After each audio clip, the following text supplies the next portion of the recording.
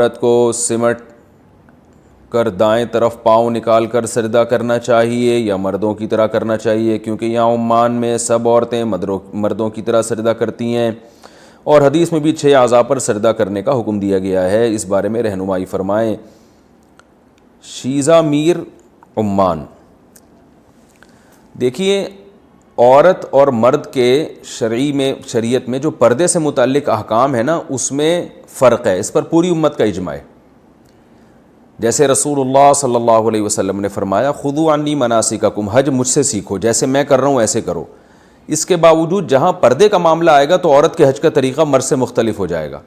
جیسے عورت آہستہ آواز سے لبیک کہے گی، عورت صفا و مروہ کی صحیح پہ دوڑے گی نہیں، حالانکہ کوئی بھی حدیث نہیں ہے جس میں عورت کو دوڑنے سے منع کیا گیا ہو،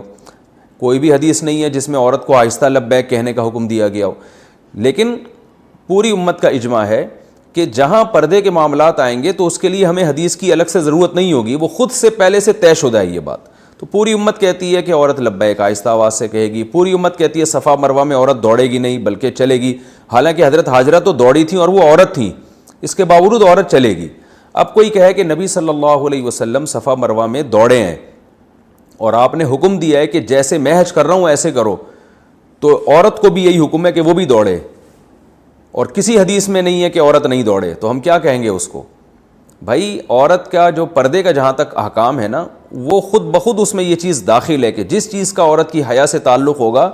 تو ان احکام میں عورت مردوں سے مختلف ہے، اسی وجہ سے پوری امت کا اجماع ہے۔ تو بالکل یہ یاد رکھیں جو حدیث میں آتا ہے کہ عورت، یعنی حدیث میں جو آتا ہے کہ 7 اعضاء پہ سجدہ ہوتا ہے، اس کا مطلب یہ 7 اعضاء پہ سجدہ کرنا فرض ہے، اس کے بغیر سجدہ نہیں ہو سکتا۔ باقی یہ 7 اعضاء پہ مرد کیسے سجدہ کرے گا، عورت کیسے سجدہ کرے گی، تو مردوں کا طریقہ تو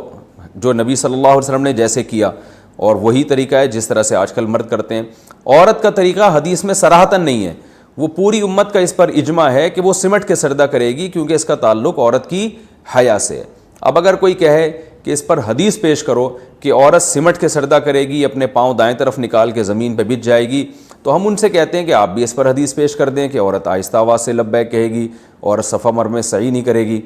تو وہ کہیں گے کہ بھئی اس پر تو پوری امت کا اجماع ہے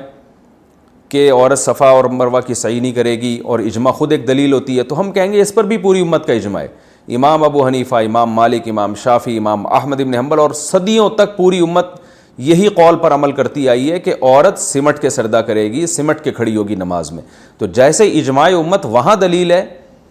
حج کے مسائل میں، ایسے ہی اجماع امت نماز کے مسائل میں بھی دلیل ہے کہ عورت کی نماز کی ظاہری کیفیت مردوں سے مختلف ہے، اور ویسے بھی عورت کی حیا کے خلاف ہے کہ وہ اس طرح سے جو ہے نا وہ اپنے آپ کو ایکسپوز کرے، اور نماز کی حالت میں جس طرح مرد کھڑے ہوتے ہیں عورت کا جو اس طرح سے سجدہ کرنا یہ مناسب نہیں ہے۔ رہا مسئلہ کہ عمان میں عورتیں اس طرح کرتی ہیں، تو یاد رکھیں کہ آج کا عمان ہے، ایک 100 سال پہلے کا عمان ہے۔ آپ یہاں علماء سے پوچھیں گے، وہ بتائیں گے کہ پہلے جب زیادہ تر یہ سلفیت کا غلبہ نہیں تھا تو اس وقت عرب عورتیں بھی اسی طرح سجدہ کیا کرتی تھیں جیسے ہندوستان پاکستان میں عورتیں سمٹ کے سجدہ کر رہی ہیں، کیونکہ سعودی عرب میں فقہ حنبلی نافذ ہے۔ یہ اب جو ہے نا انہوں نے فقہ حنبلی کی بہت ساری چیزوں سے جو ہے نا وہ ہٹنا شروع ہو گئے ہیں، لیکن 8 سے 70-80 سال پہلے کا سعودی عرب اور عرب کنٹریز، ان میں سب میں عورتیں سمٹ ہی کے سجدہ کرتی تھیں، کیونکہ عرب کے جتنے فتاوی ہمیں ملتے ہیں، جو ماضی کے فتاوی ملتے ہیں، وہ سب میں یہی لکھا ہوا ہے، عرب علماء کے بھی، سعودی عرب کے بھی، عمان میں بھی، ہر جگہ وہ سب میں یہی لکھا ہوا ہے کہ عورت کی نماز کی ظاہری کیفیت مردوں سے مختلف ہے۔ تو صدیوں اس پر اجماع چلا آ رہا ہے، لیکن بعد میں بعض علماء نے اس کے خلاف فتویٰ دینا شروع کیا اور کہا کہ بھئی وہ عورت جو ہے وہ مردوں کی طرح سجدہ کرے گی۔ یہ ان علماء کی ذاتی رائے تھی، مگر چونکہ وہ سعودی عرب میں ایک بڑی حیثیت تھی ان کی سرکاری سطح پہ، تو وہ فتویٰ دنیا میں پھیل گیا۔ لیکن حقیقت میں جو آپ کا قدیم فتویٰ عرب علماء کا نظر آئے گا وہ سب یہی ہے۔ ساری فتاویٰ کی کتابیں، چاہے شافعی مسلک ہوں، چاہے حنبلی مسلک ہوں، چاہے حتیٰ کہ ہمارے یہاں بر صغیر میں اہل حدیث کے جو پرانے فتاویٰ ہیں وہ ان میں بھی یہی لکھا ہوا ہے کہ عورت سمٹ کے نماز پڑھے گی۔ تو اس میں بھی اہل حدیث کے علماء نے بھی بعد میں اپنے قدیم علماء سے، جو 150 سال پہلے کے علماء تھے، ان سے اختلاف کیا ہے، اور وہ اختلاف کی میں نے وجہ بتائی کہ سعودی عرب کے جو شیخ بن باز رحمہ اللہ اور صالح العثیمین رحمہ اللہ بڑے عالم تھے، تو انہوں نے پوری امت سے چند مسائل میں جو ہے وہ شذوذ کیا ہے۔ شذوذ کا مطلب ہوتا ہے پوری امت سے خروج کیا ہے۔ تو چونکہ ان کی ایک سرکاری حیثیت تھی اور ویسے ہی بڑے پرہیزگار عالم تھے، تو اس لیے ان کا فتویٰ دنیا میں کافی زیادہ پھیل گیا۔ تو وہیں سے ہمارے اہل حدیث علماء نے بھی اسی کو فالو کیا. لیکن اہل حدیث کے جو پرانے علماء ہیں 150-200 سال پرانے ملیں گے آپ کو, اور جتنے عرب علماء پرانے وہ سب اسی کے قائل تھے. تو یہ بالکل ایسے ہے جیسے آج کوئی اٹھ کے فتویٰ دے دے کہ جی حدیث میں آتا ہے کہ نبی صلی اللہ علیہ وسلم نے فرمایا جیسے میں نے حج کیا ایسے حج کرو, اور میرے عمرہ جیسے میں نے کیا ایسے کرو. تو نبی نے تو صفا مروہ میں دوڑ لگائی ہے, تو اب سب عورتوں کو فتویٰ دے دے کہ آپ نے بھی دوڑ لگانی ہے. تو علماء اس کو کس بیس پہ روکیں گے؟ اس عمل کو اسی بیس پہ روکیں گے بھائی یہ تو پوری امت ہمیشہ سے ایسے ہی کرتی آ رہی ہے. لیکن وہ علماء وقتی طور پر روکیں گے, اس کے بعد جب وہ فتویٰ معاشرے میں رائج ہو جائے گا تو پھر وہ لوگ سمجھیں گے یہ ہے اصل شریعت کا حکم کہ عورتوں نے بھی دوڑ لگانی ہے. تو بالکل یہی حال نماز کے ساتھ بھی ہوا ہے کہ نماز میں صدیوں سے مسلمان عورتیں سب سمٹ ہی کے نماز پڑھتی آئی ہیں. آج کتابیں سب کتابوں میں یہی لکھا ہوا ہے, جتنے عربی فتاویٰ مل دیں گے آپ کو, اردو ہوں یا عربی ہوں یا فارسی ہوں, جو بھی قدیم مسلمانوں کی زبانیں رہی ہیں. عربی تو ظاہر سب سے قدیم ہے, فارسی اس کے بعد ہے, اردو پھر وہ